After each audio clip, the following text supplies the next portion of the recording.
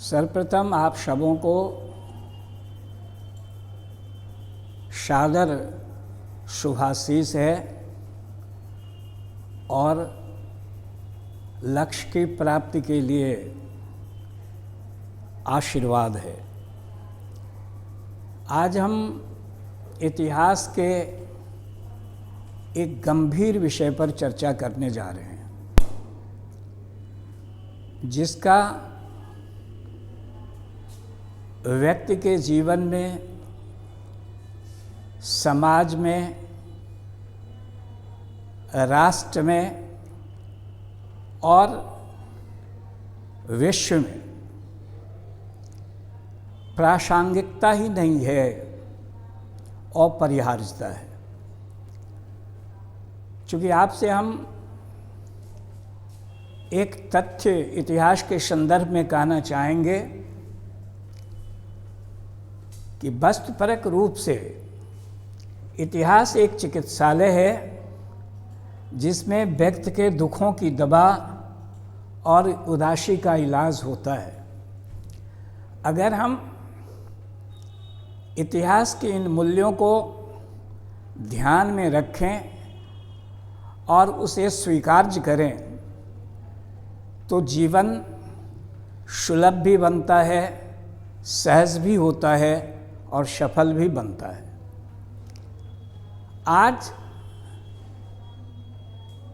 जो हमारी राजनीति, हमारा समाज, हमारी अर्थव्यवस्था और हमारे संस्कार और संस्कृति जिस तरह से रक्त पिपासु बन गए हैं, दुनिया ये नरभक्षकों के शिकार हो रहे हैं।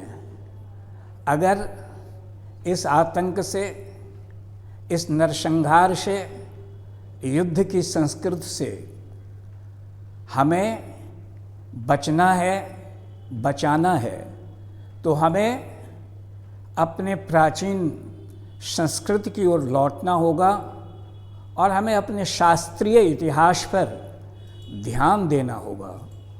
और यह हमारे शास्त्रीय इतिहास में एक राजनीतिक शुचिता, भाव शुद्धता और सामूहिक पारिवारिक उत्तरदायित्व की स्थापना के साथ साथ एक ऐसे नागरिक का सृजन था जो स्वयं शासित भी हो, संचालित भी हो और स्वावलंबी भी बने और स्वाभिमानी भी रहे। और यह है भारत ही नहीं, विश्व के शासकों में श्रेष्ठतम अशोक की धमनी थी, जिसने राजनीति में एक शुचिता का समावेशन किया तो समाज में सद्भाव और समन्वय का सिद्धांत दिया। अर्थव्यवस्था में अपरिग्रह के सिद्धांत को प्रतिपादित करके आर्थिक संतुलन और विकास बनाए रखने का प्रयास किया, जिसने मानवता की रक्षा के लिए अपने को समर्पित कर हर एक मानव को अपने दायित्वों से बांधने का प्रयास किया। और यह है हमारे अशोक का धम। अब ध्यान रखिए, ये जो धम शब्द है और इस धम शब्द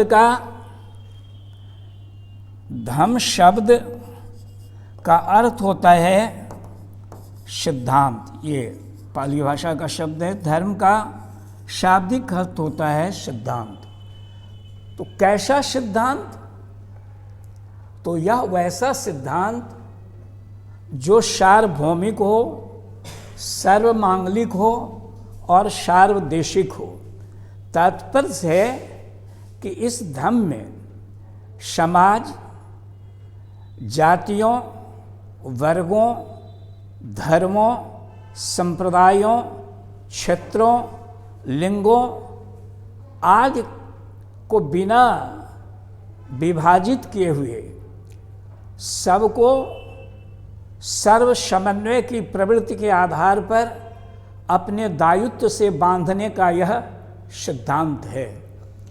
और अशोक ने ऐसे ही धम्म मूल्यों को स्थापित किया और वर्तमान भविष्य को दिशा निर्देशित कर मानवता की रक्षा का प्रयास किया। अब यहाँ एक प्रश्न और है, चूँकि यहाँ पहले मैंने यहाँ बताया कि सर्व ये धम्म जो है वह एक सिद्धांत है, यह सार्वदेशिक विधान है। इसको क्षेत्र के आधार पर, जाति के आधार पर, धर्म के आधार पर, भाषा के आधार पर या लिंग के आधार पर इसे बांटा नहीं जा सकता है। ये सर्वग्राह्य है और सर्व स्वीकार्य भी होना चाहिए। तो ये जो अशोक का धम्म है वह सार्वभौमिक भी है, सार्वमांगलिक भी है, चूँकि यह सबके कल्याणार्थ है, सबके कल्याण के लिए है, जो हम इसके अभिलेखों के माध्यम से आपको प्रमाणित करने का काम करेंगे। और यह सार्वदेशिक है, चूँकि यह किसी भी सीमा से बंधा हुआ नहीं है, चूँकि यह सर्व मानवता के कल्याण के लिए है। अब ध्यान रखिए, चूँकि यह अशोक की नीति है और कोई भी शासक किसी नीति का प्रतिपादन करता है तो वह अपनी सत्ता की सुदृढ़ता के लिए करता है, सुदृढ़ता के लिए करता है।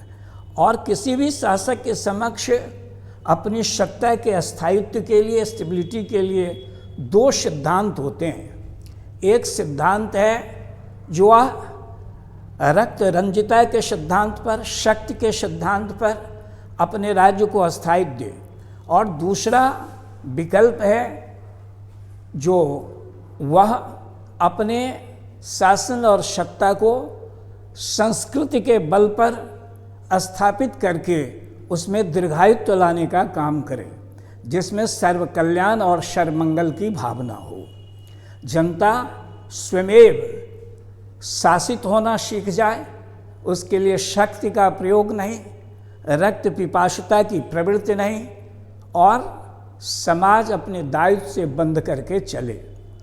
अशोक कलिंग युद्धोपरांत उसको यह अनुभूतिजन्य बोध हुआ कि अगर हम शक्ति के आधार पर अपनी सत्ता को सुदृढ़ता प्रदान करना चाहेंगे तो इसमें दीर्घायुत्व नहीं होगा, प्रॉन्गिलिटी नहीं होगी।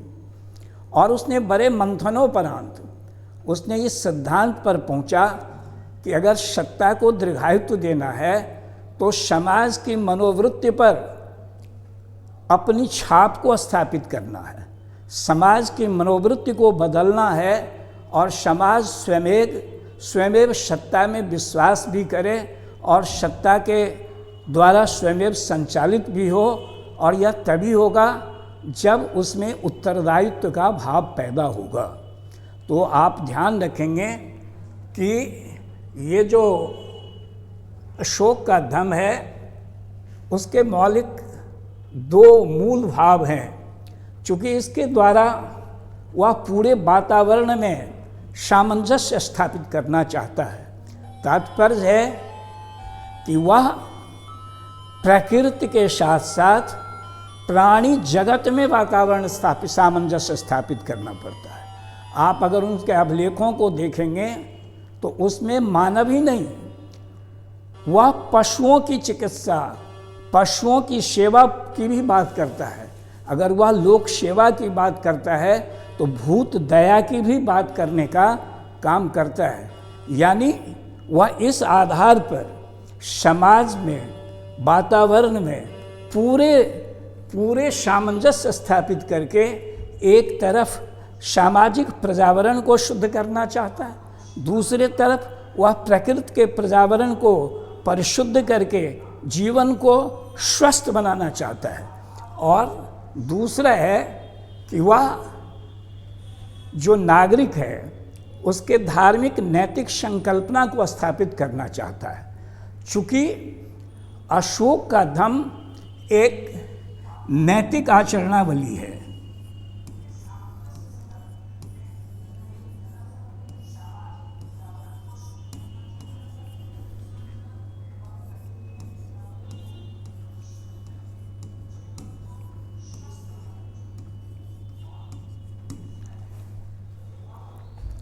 अशोक का धम्म अगर मूल रूप से हम कहें तो वह एक नैतिक आचरणावली है। वह नैतिक आचरणावली के साथ वह सामाजिक सामंजस्य को स्थापित करना चाहता है। चूँकि भारत की संस्कृति सबसे ज़्यादा जिस बात को महत्व देता है वह है चरित्र। और जब हम लोग ऋग्वेद पढ़ते हैं तो वहाँ भी धर्म अगर हम देखते हैं तो वह नैतिकवादी है, क्योंकि वहाँ जो देवताओं का पिता है वह वरुण है और ऋग्वेद में है ऋतस्य वरुणस्य गोपा, यानी धर्म मौलिक रूप से इस नैतिकता से बंधा हुआ है। और अशोक ने भी अपने धम्म की स्थापना के साथ उसने समाज में एक नैतिक आचरणावली दिया। और मैं तो इसको आप वर्तमान संदर्भ से भी जोड़ के आपको दिखाना चाहूँगा। एक प्रसंगवश आज़ादी के तुरंत बाद गांधी से किसी ने पूछा कि गांधी भारत की सबसे बड़ी समस्या क्या है, तो गांधी ने बड़ी सहजता से जवाब दिया कि सबसे बड़ी समस्या भारत का चरित्र निर्माण है। और यह चरित्र निर्माण जब तक नहीं होगा किसी देश का, किसी राष्ट्र का, विश्व का सही विकास नहीं हो सकता है। तात्पर्य है कि जो गांधी ने बात कही उस बात को हम आप इस अशोक के धम्म में देखेंगे, क्योंकि अशोक का धम्म एक नैतिक आचरणावली है। समाज को मोरल कैरेक्टर के आधार पर, सामाजिक दायित्व के आधार पर स्थापित करना है। इसलिए अशोक का जो इस धम्म का उद्देश्य है वह उद्देश्य है सामाजिक उत्तरदायित्व की स्थापना, सोशल रिस्पॉन्सिबिलिटी की स्थापना करना। और यह सामाजिक उत्तरदायित्व की स्थापना आप अगर एरागुडी अभिलेख पढ़ेंगे या द्वितीय जो शिलालेख है उसको देखेंगे, जिसमें वह कहता है माता पिता की सेवा करो, गुरुजनों का आदर करो, यानी ये गुरुतर सिद्धांत, यहाँ तक कि वह दास और भृतों की भी सेवा और आदर करने की बात करता है। तात्पर्य है कि जो आज सोशल रिस्पॉन्सिबिलिटी खत्म हो रहा है, जो पारिवारिक मूल्य खत्म हो रहा है, वह उसको स्थापित करके व्यक्ति को समाज के साथ सहसंबंध बनाने का प्रयास करता है। इसलिए इसका जो उद्देश्य है वह है सामाजिक उत्तरदायित्व की स्थापना करना। अगर सामाजिक उत्तरदायित्व की स्थापना हो जाएगी तो समाज स्वयमेव संचालित भी होगा और व्यवस्थित भी बनेगा।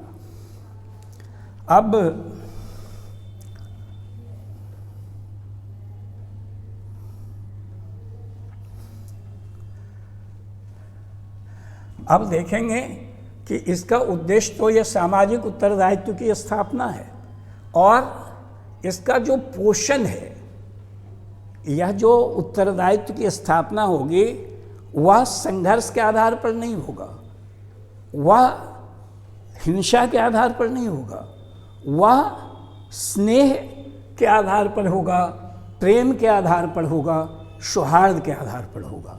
यानी जो सोशल रिस्पॉन्सिबिलिटी है उसकी स्थापना होगा स्नेह और सौहार्द से, प्रेम से, सद्भाव से, सद्विचार से। अशोक ने इन मूल्यों को स्थापित करके समाज में सामंजस्य बनाए रखने का प्रयास किया। और फिर देखेंगे कि इसका जो बेस है, यानी जो अशोक का धर्म है, उसका जो आधार है वह है ह्यूमैनिटी, मानवता। चूँकि धर्म का जो वास्तविक अर्थ है वह है मानवता। आप वर्तमान में इसकी प्रासंगिकता पर गौर करेंगे कि विश्व किस तरह से युद्ध में अपने सारे अस्तित्व और अस्मिता को समाप्त कर रहा है। रक्त पिपासता कितनी बढ़ गई है, सारे लोग हिंसाजनक प्रवृत्तियों से आरूढ़ हो गया है और मानवता का नामो निशान खत्म हो गया है। ऐसे स्थिति में अगर विश्व में शांति और सहअस्तित्व को स्थापित करना होगा तो अशोक के इस धम्म के मूल्यों को स्थापित करना होगा, क्योंकि सबसे बड़ी जो वैश्विक आवश्यकता है वह है मानवता की आवश्यकता। अभी आपने संयुक्त राष्ट्र संघ ने इजराइल पर अगर सीज फायर के लिए दबाव दिया, शांति स्थापन के लिए प्रयास किया, तो इजराइल का जो मंतव्य है वह आपने देखा भी होगा, सुना भी होगा। तात्पर्य है वह रूस यूक्रेन युद्ध हो या आज विश्व जिस तरह से इस रक्त रंजित व्यवस्था में जी रहा है, उसके लिए एक ही मात्र ये समाधान है जो अशोक ने किया था, और इसका आधार है मानवता। अब हम लोग देखेंगे कि धम्म का बुनियादी सिद्धांत क्या है। पहले इसको हम लोग देख लें, फिर हम देखेंगे कि इसका जो बेसिक प्रिंसिपल है वह क्या है, और इस बेसिक प्रिंसिपल के आधार पर ही अशोक ने धम्म को ही अपने राजत्व का मूल सिद्धांत बनाया। अब देखो, धम्म का 3 ही मूल सिद्धांत है। पहला है ये सहिष्णुता, दूसरा है अहिंसा, और तीसरा है लोक कल्याणकारी। अब आप कल्पना करो कि उस 3री शताब्दी ईसा पूर्व में भारत की राजनीतिक विचारणा कितनी दूरदर्शी थी, जिसमें सम्यक समस्याओं का समाधान तो था ही, वर्तमान और भविष्य का भी उसमें नियोजन था। अब पहला इसका सिद्धांत है सहिष्णुता। सहिष्णुता क्या है भाई? ये टॉलरेशन क्या है? और ये सहिष्णुता भी 2 तरह का है। एक है व्यक्तियों की सहिष्णुता, दूसरा है व्यक्तियों के प्रति सहिष्णुता। सहिष्णुता अगर आप देखना चाहते हैं तो अशोक के 12वें शिलालेख को आप देखें, जो किस तरह से सहिष्णुता की बात की है। और अगर सहिष्णु हो तो समाज में कोई तनाव नहीं होगा, समाज में संघर्ष नहीं होगा, एक दूसरे के साथ सद्विचार और सद्भाव पैदा होगा और बंधुत्व की प्रवृत्ति आएगी। तात्पर्य यह है कि यह सहिष्णुता इतना आवश्यक है कि जो आज वर्तमान रक्त पिपासु स्थिति है उसमें इसकी दवा है। आज सबसे ज़्यादा जिस बात का अवमूल्यन हुआ है, विचलन हुआ है, वह है सहिष्णुता। मानव ने अपनी टॉलरेशंस की क्षमता को ही छोड़ दिया है, और बात बात में लोग प्रतिशोध की भावना से प्रभावित और परिचालित होकर के हिंसा पर उतरते हैं और पूरा विश्व को रक्त रंजित करने का काम करते हैं। अहिंसा, हिंसा की दवा अहिंसा में ही है। बराबर हमारी संस्कृति कहती है कि अहिंसा परमो धर्मः।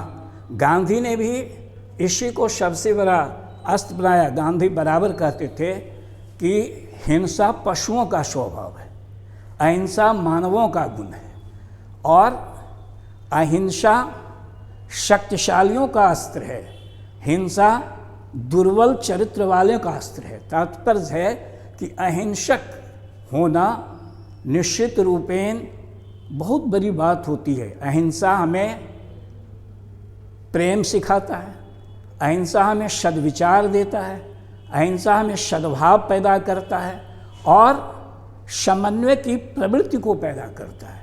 अहिंसा से तात्पर्य है कि मनसा वाचा कर्मणा, हम किसी भी तरह से अपने बौद्धिक विचारात्मक प्रदूषण से विलग हो जाएं।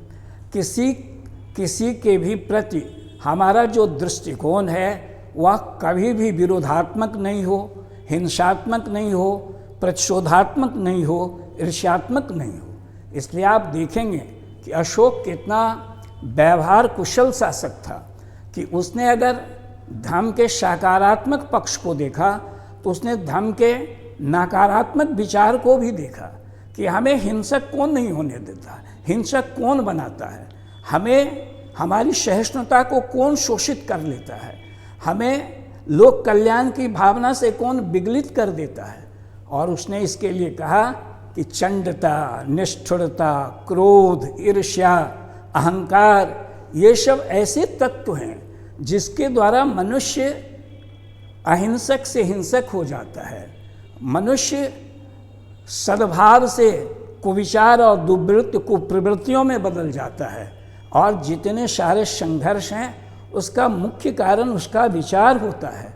और यह विचार, अगर आज कोई आतंकवाद को कुछ देश प्रश्रय दे रहे हैं, उसके पक्षधर बन रहे हैं, कुछ देश इजराइल को बढ़ावा दे रहे हैं, तो सबके अपने स्वार्थ हैं, उसमें कहीं अहिंसा की प्रवृत्ति नहीं है, वह सहिष्णुता का भाव भी उसमें नहीं है। अगर ये दोनों विचार आ जाए तो अशोक ने जिस तरह से अपने इस धर्म के सिद्धांतों के द्वारा बिना किसी शक्ति का, अगर वह 261 BC में कलिंग युद्ध हुआ और उसके 2 वर्ष के बाद उसने अपने विचार को क्रियान्वित करने का प्रयास शुरू किया और उसने किसी भी शक्ति का बिना प्रयोग किए हुए अपनी सत्ता को ही संचालित नहीं किया, न आंतरिक विद्रोह हुआ न बाह्य आक्रमण हुआ।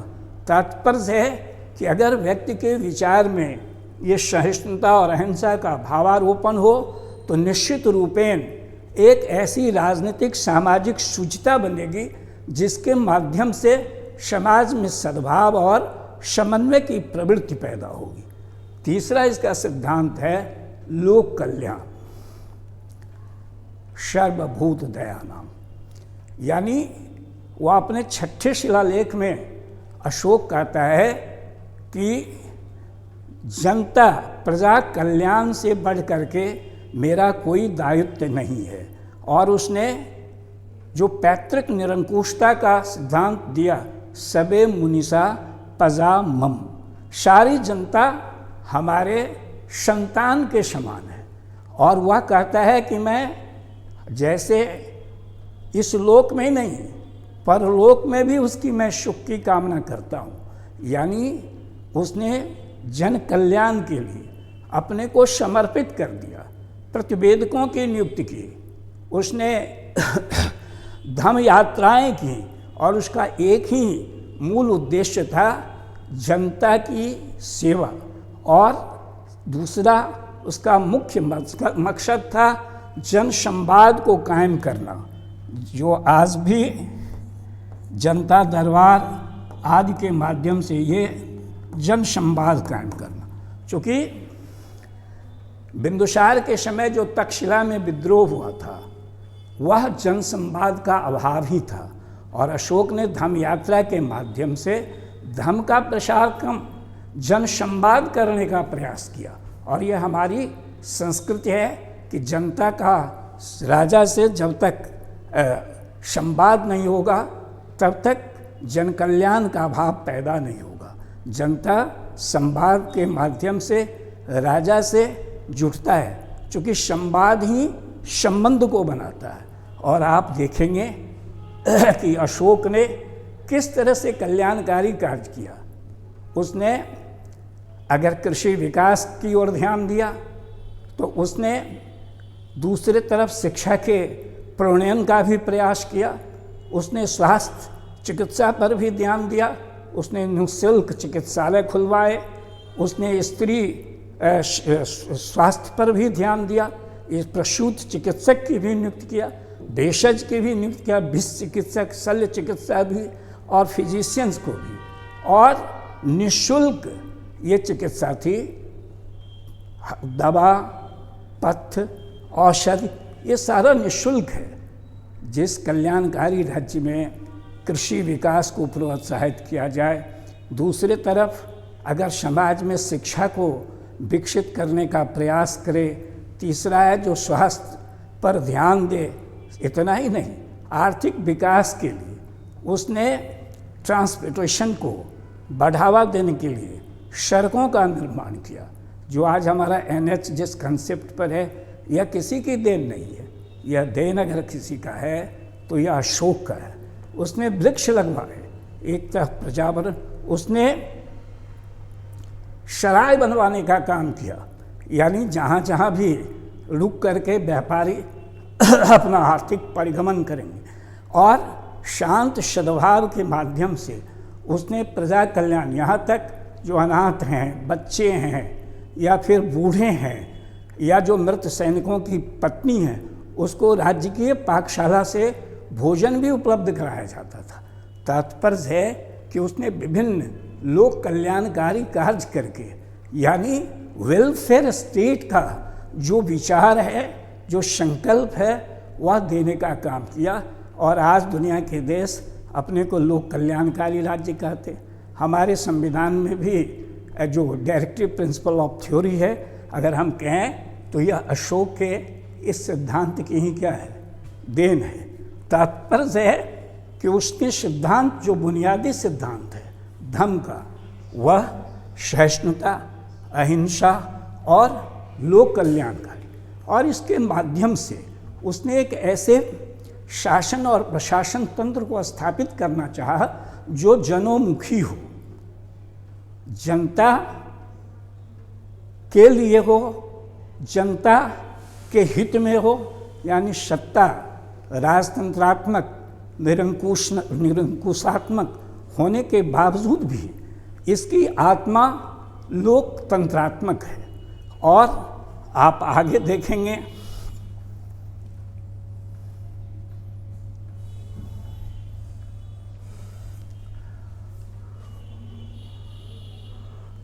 अब धर्म की सार्थकता क्या है। धर्म उदारवादी विचारधाराओं के द्वारा सामाजिक और राष्ट्रवादी सामंजस्य स्थापित करना चाहता है। इसकी दूरदृष्टि पर विचार करें कि ये जो धम्म की नीतियां हैं, धम्म नहीं धर्म है, ये गलत लिखा है, ये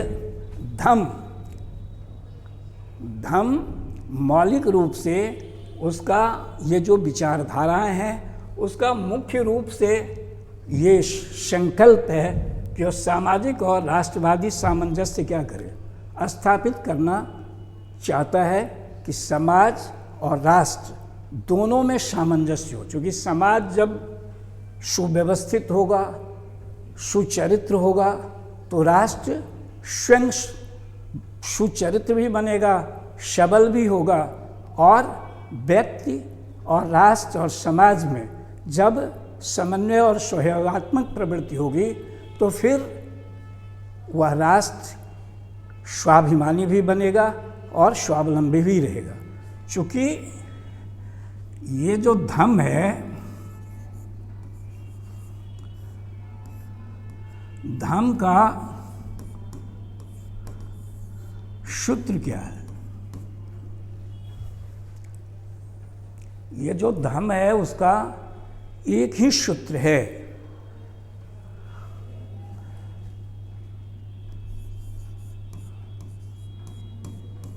आत्मान्वेषण, परिखा, आत्मान्वेषण करना। कि हर एक व्यक्ति अगर अपने को जानना शुरू कर दे तो कहीं भी संघर्ष नहीं रहेगा। आज संघर्ष का मूल कारण है या अतीत में रहा है, इसका मुख्य कारण रहा जो हम अपने को नहीं देख करके दूसरे को देखना चाहते। और अशोक के इस धम्म का जो प्रभाव है हमको गांधी पर भी दिखता है। चूँकि गांधी बराबर कहते थे कि दूसरे के सुधारने से पहले अपने सुधर जाओ, दूसरे को सुधारने से पहले हमको अपने सुधरना होगा। और यह तभी होगा जब हम आत्मान्वेषण करेंगे। या भारत की संस्कृति को हम इसके आधार पर इसको समझ सकते हैं कि आत्मवत् सर्वभूतेषु। अगर इस उपनिषदीय वाक्य को हम समझें तो यही अशोक के धम्म का मुख्य सूत्र है, आत्मान्वेषण करना, और जिसके माध्यम से हम समाज और राष्ट्र और विश्व में सामंजस्य स्थापित करके एक मानवतावादी समाज का निर्माण कर सकते हैं। वैश्विक ज़रूरत है आज इसकी। और देखो कि अशोक के धम्म की विशेषता है, यह तो मैंने पहले भी बताया कि यह सार्वभौम धर्म है। सार्वभौम धर्म से तात्पर्य है कि किसी भी धर्मावलंबियों को इस धर्म को स्वीकारने में कहीं कोई कठिनाई नहीं होती है, क्योंकि यह सभी धर्मों का जो सकारात्मक और नैतिक पक्ष है, मानवीय पक्ष है, उसका समुच्चय है। यह नैतिक अवधारणाओं और मूल्यों का समुच्चय है, इसलिए यह सार्वभौम धर्म है। इसमें किसी भी धर्मावलंबी को इस धर्म को स्वीकारोक्ति देने में, स्वीकार्य करने में कहीं किसी तरह का व्यवधान नहीं होगा, चूँकि यह तो सर्वधर्म और समभाव की प्रवृत्ति से बना हुआ है, इसलिए यह सार्वभौम है। इसकी सबसे बड़ी विशेषता है कि यह सार्वभौम है और सर्वकालिक है। यह आज के लिए भी अपरिहार्य है, कल के लिए भी होगा, अतीत में भी था, और जब तक ये भूमंडल, ये पृथ्वी रहेगी, तब तक इसका औचित्य रहेगा। तो ये सार्वभौम धर्म है। इसमें धर्म की जो मूलभूत बातें हैं उस पर जोर दिया गया है, क्योंकि मैंने कहा कि धर्म मानवता का पर्याय है। धर्म मानवता का पर्याय है। हमारे महाभारतकारों ने लिखा कि धारण्यते इति धर्म, जो धारण करने योग्य है वही धर्म है। कोई धर्म, अशोक के अभिलेखों में जो पारिवारिक दायित्व की स्थापना है, सामाजिक सहअस्तित्व का भाव है, जो प्रेम है, उसको कोई अस्वीकार कर सकता है। जो सहिष्णुता की बात है, जो सद्विचार है, इसमें किसी भी धर्म को माता पिता की सेवा की बात नहीं करता हो, ऐसा नहीं होता है। वह तो एक आचरण है, और इसलिए यह धर्म के सार पर जोर देता है। मैंने बताया कि यह पूर्ण रूप से नैतिकवादी है, शुद्ध नैतिकवादी है। यहाँ जहाँ पर भाव की शुद्धता है, आचरण की शुद्धता है और शुचिता है, वह ही यह धर्म है। यानी जब समाज नैतिकवादी हो जाए तो निश्चित रूपेण समाज समन्वयवादी बन जाता है। राष्ट्र स्वयं वसुधैव कुटुंबकम के भाव से, चूँकि इस धर्म का भाव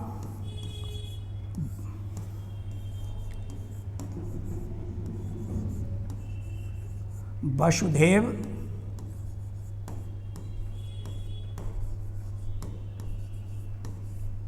कुटुंबकम है। यह जो भारत की संस्कृति का मूल भाव है, वही इसका भी भाव है, वसुधैव कुटुंबकम। तात्पर्य है कि शुद्ध नैतिकता है, पूर्ण उदार है। यह मैंने बताया कि 12वें शिलालेख को अगर पढ़ेंगे तो उसमें किस तरह से सहिष्णुता की बात करता है, बहुश्रुत होने की बात करता है, और इस तरह से हम देखेंगे कि इस धर्म की विशेषता है। और इसको अगर वर्तमान परिप्रेक्ष्य में क्रियान्वित करे, लोग इसको ग्रहित करें, तो स्वाभाविक रूपेण ये रक्त पिपासु जो प्रवृत्ति है उसका क्या हो जाएगा, समापन हो जाएगा। अब हम आगे इस पर विचार करेंगे, इस धम्म पर।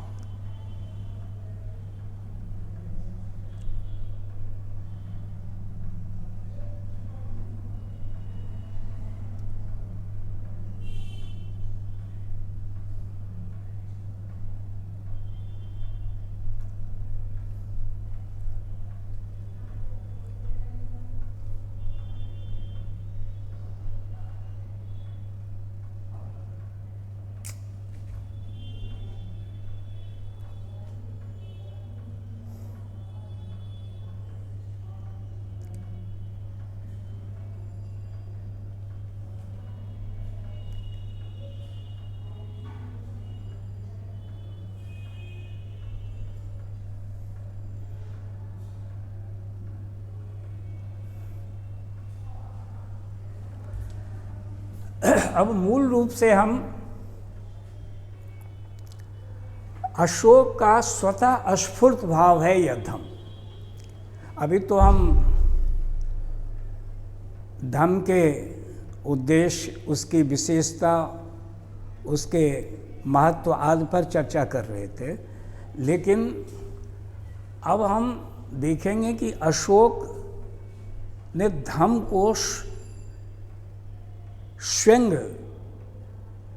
प्रश्न भी किया कि धम क्या है, और उसने इसको परिभाषित भी किया। अशोक ने स्वयं से प्रश्न पूछा द्वितीय स्तंभ लेख में कि कियं चू धम्मे। वह स्वयं से प्रश्न करता है कि धम क्या है, और फिर वह स्वयं उत्तर भी देता है द्वितीय सप्तम स्तंभ लेख में कि अपाश निबे बहुकथा ने दया दाने सच्चे सोचे माध्यवे साध्यवे चो। अब आप इन शब्दों पर ध्यान रखिए कि कहता है, स्वयं से प्रश्न करता है कि कियं चू धम्मे, धम है क्या, और दूसरे तरफ वह इसको उत्तरित भी करता है, कहता है अपाश निबे। अपाश निबे का मतलब होता है पापहीनता, पाप नहीं करना। अब पाप क्या है, इसको भी निषेधात्मक पक्ष की ओर ले जाकर के वह कहता है कि पाप का सबसे बड़ा कारण अहंकार है, क्रोध है, ईर्ष्या है, निष्ठुरता है। ये सब पाप का मूलभूत कारण है, और वह कहता है उससे वंचित हो जाना ही अपाश निबे है। अगर हम पापहीनता से बच जाएंगे तो हम धम को प्रतिपादित करने में सफल होंगे और हम अपने नैतिक चरित्र को स्थापित कर सकेंगे। अपाश में बहुकथाने, बहुकथाने का तात्पर्य है बहु कल्याण। सर्वे भवन्तु सुखिनः सर्वे सन्तु निरामयाः सर्वे भद्रान पश्यन्तु का भाव है इसमें। बहु कल्याण, सबों का कल्याण, जिससे किसी व्यक्ति का नहीं, जिससे समाज का, विश्व का जिसमें कल्याण हो, वही धम है। धम संप्रदाय की बात यह नहीं कहता है। अशोक का धम कोई संप्रदाय नहीं है। अशोक का धम एक सिद्धांत है जो सर्वग्राह्य होना चाहिए। वह बहु कल्याण की बात करता है, व्यक्ति कल्याण नहीं, समूह कल्याण नहीं, संप्रदाय का कल्याण नहीं, क्षेत्र का कल्याण नहीं, सबका कल्याण। जो हमारी संस्कृति है वही इसमें भी स्थापित है। बहुकथाने दया दाने सच्चे सोचिए शुद्ध है भय साध्यवे माध्यवे जो। कहता है कि सारे धर्म का मूल क्या है, दया है। बिना दया का धर्म का कोई औचित्य नहीं है। दया धर्म का मूल है। दया, दया का तात्पर्य होता है कि दूसरे के दुख से अभिभूत हो जाना, दूसरे के सुख से आह्लादित हो जाना। तात्पर्य है कि जो स्व का भाव है वह पर में देखना। जब स्व से हम निकल के पर में पहुँचते हैं तभी हम धर्म के वास्तविक स्वरूप को समझते हैं। दया दाने, दाने से यहाँ तात्पर्य क्या है? दान यहाँ अपरिग्रह है। दान का यहाँ विशेष अर्थ है अपरिग्रही होना। अपरिग्रह का तात्पर्य है कि संचय नहीं करना। आज जितनी सारी दुर्वृत्तियाँ, कुप्रवृत्तियाँ, हिंसा, रक्त रंजित स्थितियाँ अगर व्याप्त है तो उसका जड़ क्या है? संग्रह। अगर आज लोग अपग्रह के सिद्धांत को, चूँकि जो भी आज आप देख रहे हो उसके पीछे अगर आप जाओगे तो वह पूंजीवाद है। लेकिन अशोक अपनी इस धर्म के नीतियों के आधार पर दान की बात करके वह अपरिग्रही भाव को प्रकट करता है कि आप जो आवश्यक ज़रूरतमंद लोग हैं उसको आप अपनी वस्तुओं को दे दें, जिससे कोई गरीब नहीं रहेगा, कोई दुखी नहीं रहेगा, कोई भूखा नहीं रहेगा। और इसमें समभाव भी है और सम वितरण प्रणाली भी है। अगर विशेष रूप से देखेंगे तो इसमें सम वितरण प्रणाली है। तात्पर्य कहने का यह है कि यह दया और दान उनकी बहुत बड़ी ये अवधारणाएं हैं जो समाज को समावेशी समाज का निर्माण कर सके, सर्व समावेशी समाज के साथ साथ समाज को समन्वयवादी बना सके। दूसरा है सच्चे, सोचे, माध्यवे, साध्यवे, शुचिता पर, पवित्रता पर, स्वच्छता पर इसने सबसे ज़्यादा जोर दिया। और ये शुचिता जो है वह आंतरिक भी है और वाज्य भी हुआ। माध्यवे, साध्यवे च, मृदुता, मृदुता यानी कठोरता का, ईर्ष्या का जो भाव है उसको समाप्त कर देना। मृदुता से तात्पर्य है कि हम कभी भी अपने भीतर अहंकार को ना देंगे। जब तक अहंकार रहेगा मृदुता नहीं आएगी, क्योंकि सारे पापों का जड़ इस धर्म के आधार पर, हमारे धर्म, हमारे मौलिक सनातन धर्म के आधार पर भी सारे पापों का मूल अहंकार है। क्रोध भी अहंकार के कारण आता है, ईर्ष्या भी अहंकार के कारण आता है, चंडता भी आती है, निष्ठुरता भी आती है। ये जितने भी दुर्वृत्तियाँ हैं वह किसके कारण आता है? चूँकि हम में मृदुता का जैसे ही आरोपण हो जाता है, विलोपन हो जाता है, मनुष्य कठोर बन जाता है, हिंसक हो जाता है, दूसरे की हत्या और दूसरे के संपत्ति आदि के अपहरण में ही विश्वास रखता है। उसने कहा साध्यवे साधारण और माध्यवे पवित्रता, शुचिता और साथ साथ मृदुता। उसने कहा कि यही धम्म है। अशोक के धम्म में पापहीनता, बहुकल्याण, दया, दान, शुचिता और मृदुता, पवित्रता, यही उसके धम्म है। अब आप सोच सकते हो कि यह धर्म कैसे सार्वभौमिक है, क्योंकि कोई भी धर्म नहीं है जिसके मूल तत्व इससे विलग हो, इससे पृथक हो। और मनुष्य अगर इन धर्मों को, इस धर्म नीतियों को अपनाता है तो आप समझ सकते हो कि किस तरह से सर्वसमावेशी समाज संकल्पित और व्यवस्थित हो सकता है। तात्पर्य है कि अशोक ने जिन धर्मों को संकल्पित किया, उस धर्म के माध्यम से उसने एक ऐसे समाज, एक ऐसे राज्य और एक ऐसी व्यवस्था को निर्मित करना चाहा जिसमें समभाव हो और समन्वय की प्रवृत्ति हो। और इसके लिए उसने इस राजनीतिक भाव शुद्धता और शुचिता के लिए उसने अपने सारे प्रयास को इसमें लगाने का काम किया। उसने धम्म महामात्र की नियुक्ति की, उसने एक अधिकारी संवर्ग ही बनाया और जो है धम्म महामात्र, जिसका कार्य था समाज का नैतिक विकास, नैतिक उत्थान, दायित्व बोध करवाना। और भी आप इस विशेष बात थी कि वह समाज के जो दलित पिछड़े वर्ग के लोग थे, जो समाज से कटे हुए थे, उनमें इसका प्रचार और प्रसार करके समाज की मुख्य धारा में उसको लाना है और समाज से उसको जोड़ना है। उसमें नैतिक प्रवृत्तियों को पैदा करके उसमें स्वावलंबन और स्वाभिमान को जगाना ही धम्म महामात्र का मूल उद्देश्य था। और बाद में तो इस धम्म नीतियों के प्रसार के लिए अशोक ने अपने राज्य के कर्मचारियों को भी विशेष रूप से इसमें नियोजित करने का काम किया, जैसे राजूक, प्रादेशिक प्रतिवेदक, ये जितने लोगों को उसमें जोड़ा।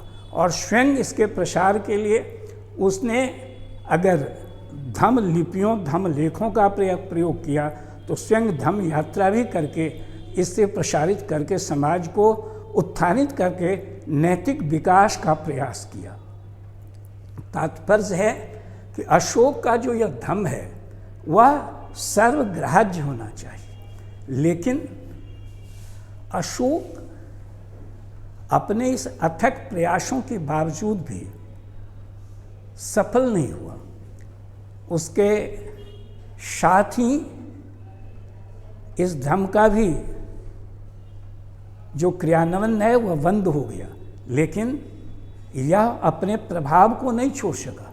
इसमें सबसे बड़ी बाधा थी कि अशोक जिस समय में जिस सम्यक परिस्थिति में था वह निरंकुश राजतंत्रात्मक प्रणाली थी।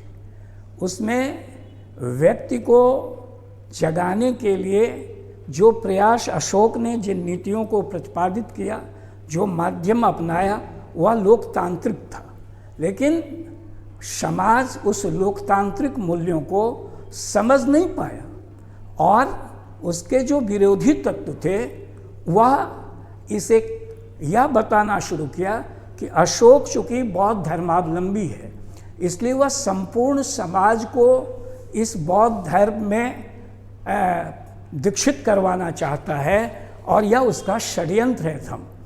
लेकिन अशोक का यह धर्म बौद्ध धर्म नहीं है। अशोक का व्यक्तिगत धर्म बौद्ध धर्म है, लेकिन अशोक का जो यह धर्म है वह बौद्ध धर्म नहीं है। अब आप इसको ऐसे भी समझ सकते हैं कि बौद्ध धर्म की मूल जो सिद्धांत हैं वह है 4 आर्य सत्वानी और अष्टांगिक मार्ग, और फिर जो उसका लक्ष्य है वह है मोक्ष। लेकिन अशोक के धर्म का लक्ष्य मोक्ष नहीं है। दूसरी बात है कि इसमें न कहीं 4 आर्य सत्य है, न कहीं अष्टांगिक मार्ग की बात है। तात्पर्य यह है कि अशोक का यह धर्म एक ऐसा धर्म है जो समाज को नैतिकवान बनावे, समाज को दायित्व युक्त करे और सद्भाव और समभाव को स्थापित करके एक ऐसे समाज और राष्ट्र का निर्माण करे जो सदचरित्र से गठा हुआ हो और सद विकास, सबका प्रयास जो आज हमारे प्रधानमंत्री का भाव है वह इस धर्म का भी भाव था, जो भारत का भाव है, सबका विकास, सबका प्रयास, सबका हाथ और सबका विश्वास। ये मूल संवेदना है इस धर्म की। तात्पर्य मैं कहना चाहूँगा कि अशोक का जो धर्म है और जो उसने इसके प्रसार के लिए जो अभिलेखों को अपना मूर्त रूप दे करके जिसे प्रसारित किया, उसके आधार के साथ साथ उसने इसके प्रसार के लिए धम्म लिपियों का विकास किया। क्योंकि धम्म लिपि उसका क्या है, अशोक का जो धम्म लिपि है वह ब्राह्मणी लिपि है। उसमें उसने अपने अभिलेखों पर, स्तंभों पर, शिलाखंडों पर और फिर इसको लिखवा करके समाज को इस विचारणा से परिचित करवा करके समाज को एक नैतिक संदेश देने का काम किया, जिसमें सर्वधर्म समभाव का समायोजन था। यदि आप इसके विशेष तथ्यों को देखना चाहेंगे तो अगले वीडियो में हम इसके प्रमाणार्थ जो अभिलेख हैं उसका विश्लेषण करने का काम करेंगे। उस अभिलेख के आधार को, प्रमाण को आपके सामने प्रस्तुत करके अशोक धर्म के प्रामाणिकता को और प्रासंगिकता को दोनों को सिद्ध करने का प्रयास करेंगे। आगे भी आपसे आग्रह है कि वीडियो देखें और अपने मंतव्य भी देने का काम करें। धन्यवाद।